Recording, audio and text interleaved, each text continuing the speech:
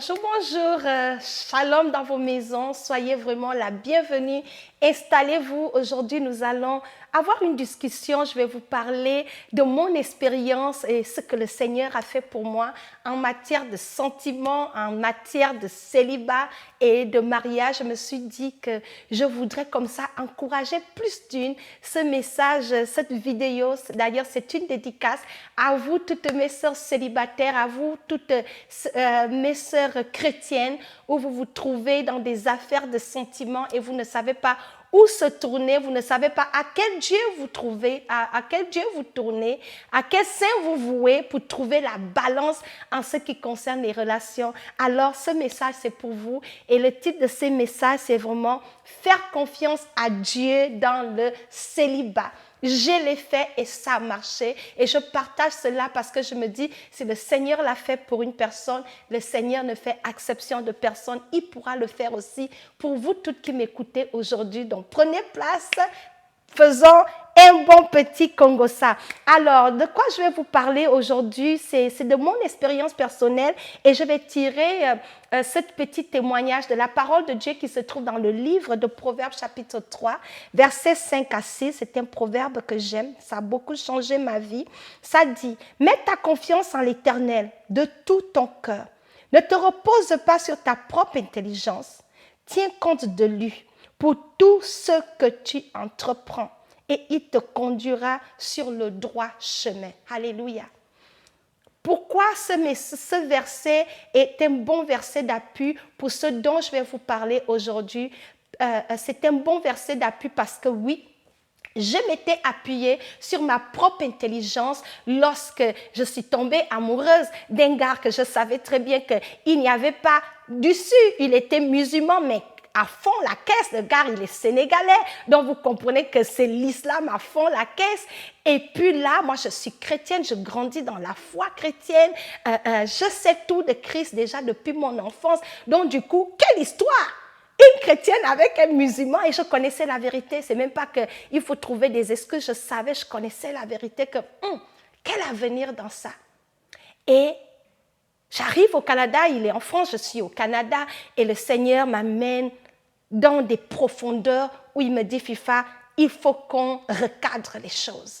Et la décision, tu dois la prendre. J'avais un choix à faire parce que le Seigneur me montrait clairement où il voulait m'amener. Il dit, je t'appelle, comment vas-tu me servir avec un musulman? Réfléchis un peu. Donc le choix était, je dis, Seigneur, mais comment je fais? Je ne peux pas le plaquer, il ne m'a rien fait. Et le Seigneur voulait m'amener à la partie où il dit, ne t'appuie pas sur ta propre intelligence. Parce que tu es en train de t'appuyer sur ta propre intelligence. Ma propre intelligence, c'était, il est un gars gentil, il est mignon, les garçons comme on les aime, ils sont grands de taille, ils sont musclés, on est comme, ouh! Ce n'est pas tout ce qui brille qui est là. Quelle était la volonté de Dieu? Alors, c'est de ça qu'on va parler. Donc, comme ça, voilà la petite histoire.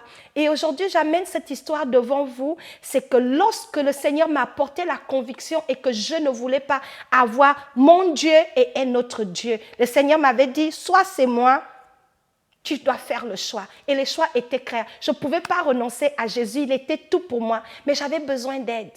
J'avais besoin d'aide parce que ce gars, je l'aimais. Et j'ai dit, Seigneur, aide-moi. Tu es célibataire, tu ne sais pas quoi faire. Tu peux être dans une relation, tu sais que ce n'est pas bien pour toi et tu ne sais pas comment t'en sortir. Ma soeur, ce message, c'est pour te dire, Dieu est capable de t'aider. Si seulement tu vas le rechercher d'un cœur sincère, si tu vas te confier à lui d'un cœur sincère. Je me suis confiée d'un cœur sincère. J'ai dit, oui, Seigneur, tu as raison, ce n'est pas du bon. Mais aide-moi, parce que je ne sais même pas, il me faut une bonne raison de le plaquer. Je dis, Seigneur, soit crée quelque chose dans mon cœur pour que je le déteste. Au moins, si je le déteste, ce serait plus facile de me débarrasser de lui. Et croyez-moi, Dieu m'a pris au sérieux. C'était ça ma prière. Alors, j'ai pris 3 jours de jeûne. Je me suis enfermée dans mon petit appartement à Montréal. J'ai fait des affaires là-bas avec le Seigneur. Je bénis le Seigneur. Alors, j'ai pris un temps de jeûne. Je dis, Seigneur, là, tu m'as dit de te suivre. Viens m'aider parce que moi-même, je peux pas plaquer ce gars-là. C'est impossible. Soit tu le plaques pour moi, soit tu crées une situation qui va me donner une excuse au plaquage. Le Seigneur m'a dit, dis, j'aime ce genre de transaction. Je l'ai invité et je l'ai fait confiance. Je l'ai partagé ma peur et ma crainte. Je l'ai dit que j'aimais ce gars et que je ne savais pas comment m'en débarrasser. J'ai crié à l'aide. J'ai dit, Seigneur, oups, I need help. Donne-moi la grâce de te suivre et de me débarrasser de tout ce qui m'empêche de te suivre réellement parce que je n'arrive pas. Le Seigneur m'a dit, ok, c'est ce qu'on va faire. Au sortir de ces 3 jours de jeûne, je vous assure, mon amoureux en question, il m'appelle, on a chatté sur Messenger, blablabla, good night, vous-même vous savez, les amoureux. Et après, à l'époque, c'était Messenger, on se sépare. Le Saint-Esprit me dit, reconnecte-toi. Je dis, est-ce que c'est l'excès de jeûne ou c'est l'amour qui me monte à la tête? Qu'est-ce qui se passe? Il me dit, reconnecte-toi, va dans sa boîte. Je dis, je ne peux pas rentrer dans sa boîte, je n'ai pas son mot de passe. Je vous assure que j'ai juste tapé, je ne sais pas ce que j'ai tapé, mais ce que j'ai tapé m'a ouvert les yeux. Soit le Saint-Esprit a débloqué son adresse email pour moi. Et lorsque je vois ce que j'ai vu, Dieu m'a dit, tu cherches l'aide pour te débarrasser du gars. Voilà. J'ai dit, Seigneur, ce n'est pas lui. J'ai vu qu'il avait des copines. Oh, mon cœur était brisé. Dieu m'a dit, tu cherches quelque chose qui va te briser le cœur pour le laisser. Voilà le gars que tu penses que tu as trouvé, garçon, voilà. Il envoyait des lettres d'amour, quasiment les mêmes lettres qu'il m'écrivait. Hey, Jésus, Dieu est bon, quoi. Aujourd'hui, je bénis le Seigneur. Quand je vois ça, il avait au moins 3 autres copines. J'ai fait Maman Nangaï. Alors, c'était difficile. Aujourd'hui, j'en ris, il ne faut pas suivre. Quand j'ai vu ça, j'ai pleuré. J'ai tellement pleuré. J'ai tellement pleuré. Et puis, malgré ça, écoutez-moi, je découvre tout ce qui se faisait. J'ai même découvert qu'il avait un enfant avec une fille. Moi qui le prenais pour un saint, pour un beau mignon, pour l'amour fou de ma vie, j'étais prête à compromettre Jésus pour la bêtise. Et le diable, les filles, ne vous faites pas avoir. Ne compromettez pas Jésus pour garçon. Hey, j'ai dit, Seigneur, merci. C'était difficile. Et je cherchais encore des petites raisons pour m'accrocher. Je dis, ok, si je demande et qu'il avoue, je vais le pardonner. Au moins, il est honnête. Le Seigneur m'a dit, donc tu n'as pas compris. Je t'ai dit, voilà l'excuse. Tu cherches encore des raisons pour rester dans la bêtise. Laisse-moi, je vais t'aider. Je l'appelle, je lui pose la question. Le gars nie tout en bloc. Le Seigneur m'a dit, je vais gâter ça, je vais gâter. Quand il a tout nié, j'ai dit, bon, j'ai un principe. Les menteurs, les hypocrites, un homme malhonnête qui n'est pas intègre, ce n'est pas pour moi. C'était ça la goutte d'eau qui m'a donné la force de dire, papa, c'est terminé. Quand je lui ai dit c'était fini, il pensait que je blaguais parce qu'il savait que je l'aimais. Mais je lui ai dit c'est fini, que c'est fini. Il me dit arrête d'écouter les gens au Gabon, te racontent n'importe quoi, blablabla. Le faux français. Si Jésus ne m'avait pas ouvert les yeux, je devais tomber. Je lui ai dit, va faire voir ailleurs. C'est terminé, c'est comme ça qu'on a rompu. Et lui-même, il n'a jamais su ce qui s'est passé. J'ai changé d'adresse, j'ai dit, Seigneur, merci, tu m'as délivré. Et je lui ai fait confiance. Vous savez, exactement, c'était en septembre. Le 17 novembre, la même année, je rencontre mon mari. Le Seigneur est merveilleux. Des fois, ça nous prend tout simplement de se soumettre au choix de Dieu, de faire confiance à Dieu, de lui obéir et d'accepter le choix de Dieu même lorsqu'on ne comprend pas. Parce que le Seigneur ne veut jamais nous donner le serpent à la place du pain. Jamais. Il ne veut jamais nous donner ce qui va nous faire du mal. Il nous connaît, il nous a créés. Il a pour nous des projets de paix et non de malheur. Je l'ai fait confiance, j'ai pris le risque, j'ai plaqué le gars, j'ai dit, Seigneur, je vais faire mon école et te suivre. Et j'ai fait un vœu à Dieu, j'ai dit, Seigneur, ne permets pas qu'un gars puisse me remarquer, sauf si c'est mon mari. Aide-moi, il ne faut plus que quelqu'un va venir me blaguer, sauf si c'est mon mari. Et c'était ça le deal. Le Seigneur m'a dit, ok. On a coupé le deal. Le mois qui a suivi, j'ai rencontré mon mari à la banque. Si je vous dis comment, j'étais habillée, c'est-à-dire même la vieille du village, même on pouvait la voir. Je n'avais rien pour attirer les regards. Les cheveux, mes mèches étaient catastrophiques. Bob Marley me fatiguait 3 mois. Mon accoutrement, j'avais un vieux jean t-shirt, c'est-à-dire même un fou ne devait pas me voir. Mais ce jour-là, à la banque, mon mari m'a remarqué. Et il est comme, hello, beautiful. J'ai dit, je l'ai toisé. J'ai dit, ça là même, c'est quoi? Un blanc, je ne fais pas blanc. mais c'était l'homme de ma vie.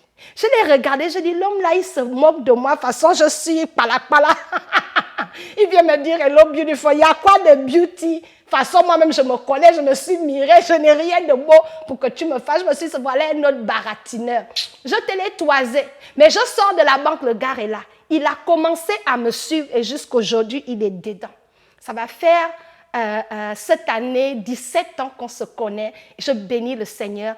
Qu'est-ce que je vais vous dire par là? Si je n'avais pas renoncé à mon affaire Fouka là, peut-être je n'aurais pas rencontré l'homme que j'ai aujourd'hui. Pourquoi je vous explique cela? C'est que avec l'homme que le Seigneur m'a donné, j'ai la grâce d'avoir un homme qui partage les mêmes valeurs que moi, qui aime le Seigneur, qui craint Dieu, un époux qui me respecte, qui me laisse servir Dieu, un homme qui ne cherche pas à changer mon apparence. Si je mets mon foulard aujourd'hui, je mets. Si je veux manger mon manioc, je mange. Il m'a honoré. Il est venu jusqu'en Afrique, jusqu'au Gabon pour voir mes parents, pour m'honorer. C'est le père de mes enfants. Un homme qui m'aide à être tout ce que le Seigneur veut que je sois. Et chaque jour, je ne cesserai jamais de bénir le Seigneur. Qu'est-ce qui s'est passé dans mon cas?